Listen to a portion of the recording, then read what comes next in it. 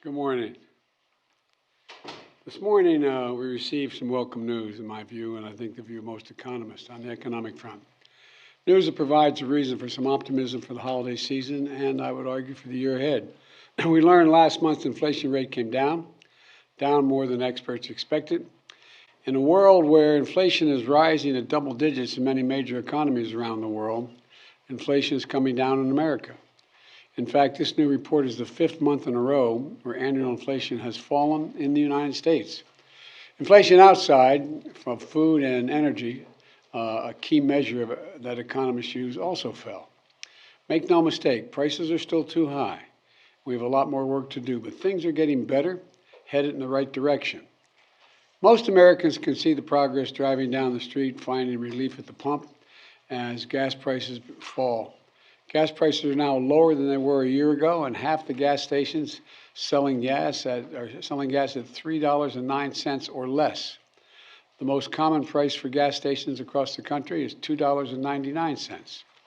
The decline in gas prices is giving consumers a break they need, helping them keep our economy going. When a two-car family, they're saving hundreds of dollars a month. It's a big deal. Today's report contains another piece of good news. Food inflation has slowed last month, providing much-needed relief for millions of families at the grocery store.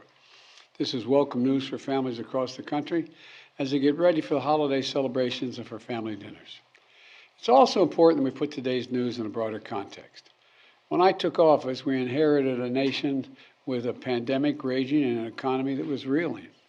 We acted quickly and boldly to vaccinate the country and to put in place a new economic strategy.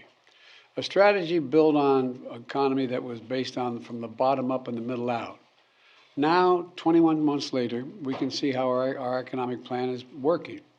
We've added every single month of my presidency, we've added jobs, a total of 10,500,000 new jobs. 750,000 of them are manufacturing jobs. Where is it written, as I've heard me say it before, and I apologize for repeating it, where is it written that America can't lead the world once again in manufacturing? And by the way, remember I talked at length about the need to continue to invest in research and development. Look what's going on from the Department of Energy and the nuclear front. There's a lot of good news on the horizon.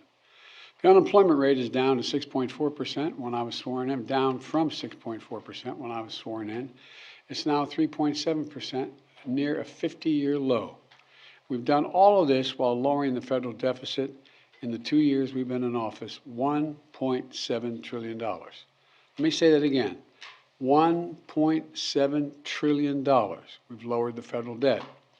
No administration has ever cut the deficit that much.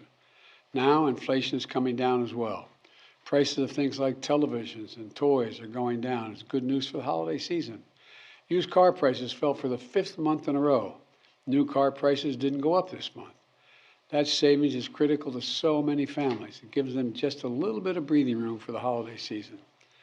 And all of this means that for the last several months, wages have gone up more than prices have gone up. Wages have gone up more than prices have gone up. I want to be clear. It's going to take time to get inflation back to normal levels as we make the transition to a more stable and steady growth. But we could see setbacks along the way as well. We shouldn't take anything for granted. But what is clear is that my economic plan is working and we're just getting started.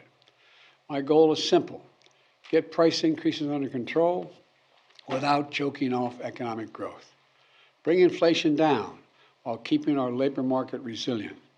Build an economy from the bottom up and the middle out, an economy with good jobs, good wages, and for the long run, not a boom or bust economy. Because of my plan, we're beginning to see historic investments that are leading companies to invest hundreds of billions of dollars. Let me say that again, hundreds of billions of dollars to build semiconductor factories and other advanced manufacturing right here in America. It's going to create tens of thousands of good-paying jobs in the years ahead. And by the way, a significant number of these jobs are expected to be jobs that pay an average of $125,000 a year. Many don't require a college degree, so things are looking up. So what's next? Because of my plan, we're taking powerful interest to lower powerful actions to lower prescription drug costs and health insurance premiums and energy bills. In just a few weeks, starting in January, families will get a little more breathing room. They've been told for some time since we passed the legislation that we're going to be able to lower the price of drugs. Let me give you just one example. Coming January 1, seniors with diabetes on Medicare are going to pay no more than $35 a month for a prescription of insulin. Up to now, they've been paying as much as $400 a month. That's a genuine savings for seniors. This matters so many families with loved ones who have diabetes and rely on insulin to survive, going from an average of $400 down to $15 or $35 a month. In January, they won't have to choose between paying for their insulin, and in many cases, putting food on the table. It matters. It's real savings to people, and it's just about to kick in. The same is true from healthcare to clean energy. By taking action, we're making real progress in strengthening and stabilizing our economy, giving Americans across the country some breathing room in the process.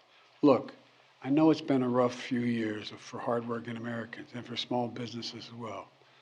And for a lot of folks, things are still pretty rough.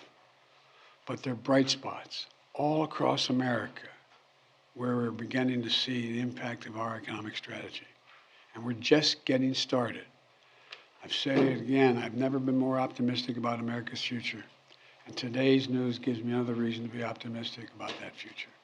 We're building a better America, an economy from the bottom up and the middle out, not the top down.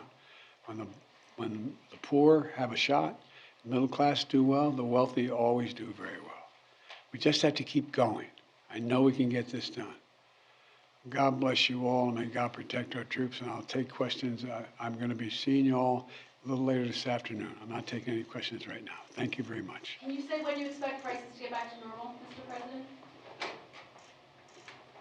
I hope by the end of next year we're much closer, but I can't make that prediction. I'm convinced they're not going to go up. I'm convinced they're going to continue from there. Do you plan to veto the NDAA?